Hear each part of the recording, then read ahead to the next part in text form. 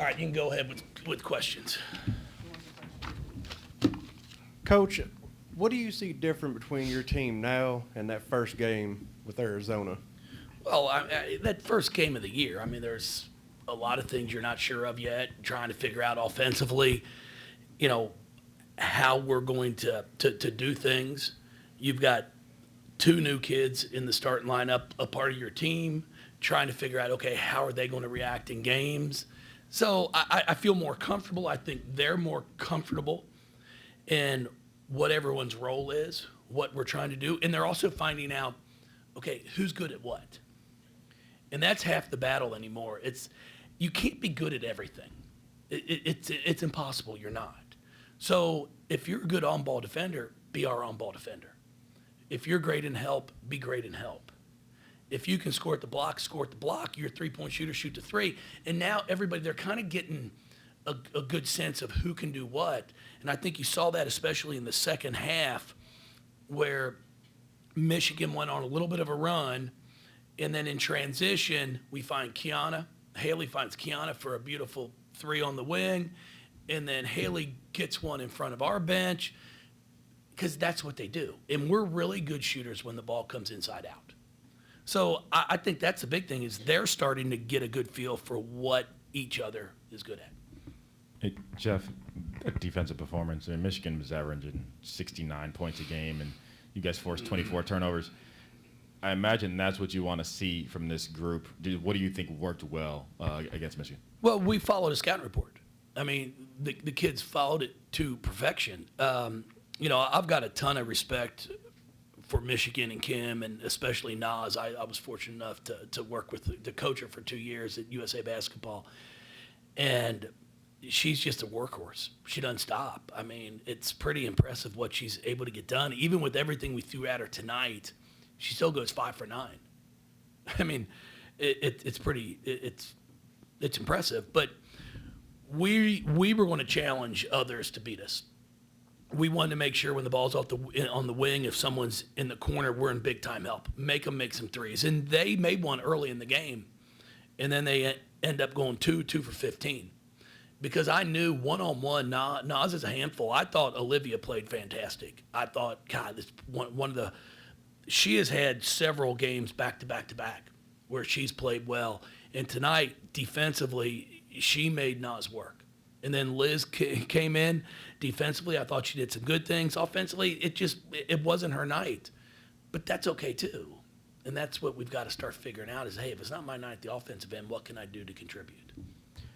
Jeff, the physicality of the game was kind of speak to that a little bit, and how you guys stepped up to it, and kind of took it to them physically. We knew it was going to be a physical game from watching them on film. I like that. I like how they play. I think they pursue the basketball when there's a missed shot. When they shoot it, they're going after it. For us to hold them to 6 offensive boards, I think is really impressive. And a lot of that, again, I mean, I'm looking at, it has her down for 0 defensive boards, but that's because she was putting a body on Naz every single time and making sure she wasn't getting it. And we had told our guards, it's like, you're going to have to get us some defensive boards. And then Emily comes up with 12 of them herself. But she took advantage of that. She took advantage of the fact that Liz and were doing everything they could to keep Naz off the offensive glass. How did you get them to buy into, say, this faster pace, more intense defense, a quicker offensive pace? I mean, what was that process like? Well, we've tried to play the same way offensively. Now, we're not as fast offensively as we have been in the past. Like, you can see us reverse the basketball and trying to make teams guard us on both sides of the floor. And when that happens, even when we miss shots, we ran our offense, got the ball reversed. Alana Smith in front of our bench comes off a ball screen. They got to help up. She missed the shot, but then Olivia gets the board and sticks it in. When we make people have to switch and worry about who's coming off the ball screen, then it's going to free us up for some offensive rebounds. And that's something we've got to continue to be able to do. We had 15 boards. When you look at this, we missed, 25 shots? Is that right? Is my math right? Yeah, my math's right? I'm pretty good at math. 35.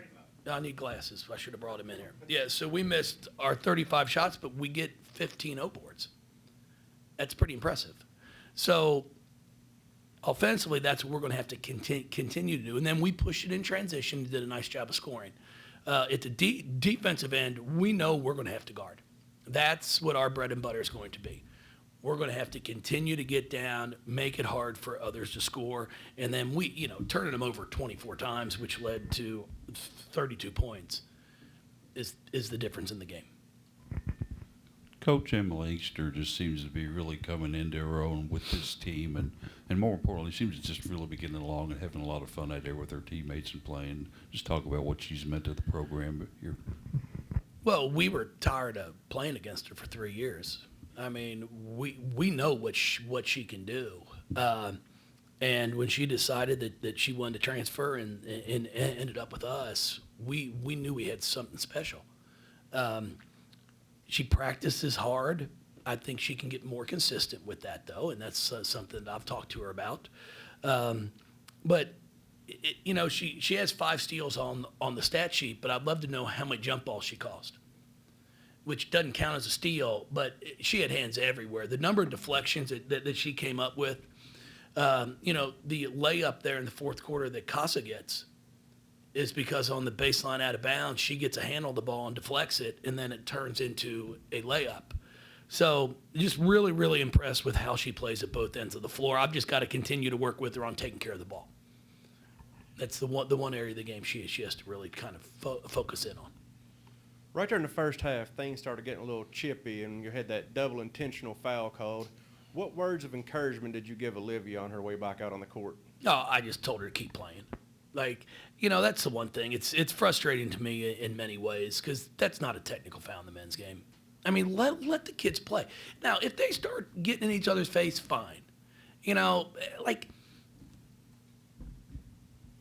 People that come out to watch women's basketball, they want to see them compete. It's not if I knock you down, hey, hold up, I'll help you up. Are you okay? I'll dust you off. Let them play. If they block a shot, let them talk a little bit. We don't dunk. We aren't dunking. So you're not getting that play. But if I block a shot and it goes out of bounds, let them talk. Emily got a little chippy. She hits a 3 and holds her follow through, and they told her, hey, you can't. My God, in the men's game, they don't even think twice about that. So let them play. And I think that's what, hopefully, we aim everything on sportsmanship because we're women's basketball. Sportsmanship's important. There's no question about it. But in the heat of a game, let the kids, it's okay for them to show emotion. And if we want to continue to grow our game, we have to let them play with emotion. That's what fans want to see, unless I'm wrong. And I every once in a while I'm wrong. A lot of times at home, but. Jeff, the guards. I know Kiana picked up the ball a lot full court and at times there. I mean, between her, Chelsea, Mikasa, Haley, just the way they pressure the ball, not just tonight against Michigan, but just throughout the season. How important will that be for you guys going forward? Well, it's really important. We have to be known as a defensive team. We've got to disrupt things. We can't let people just get into their offense, make passes wherever they want. We've got to get them outside of their comfort zone, outside of their operating area. And if we can do that, then we've got a chance to get in help. When you don't let them just catch it on the three-point line and now it's 2 steps beyond it, good things can happen defensively because you've made it such a bigger floor. And I thought we did a great job of getting in passing lanes, making them extend their offense for even further out. I appreciate everybody. Thank you all. Thank you, guys.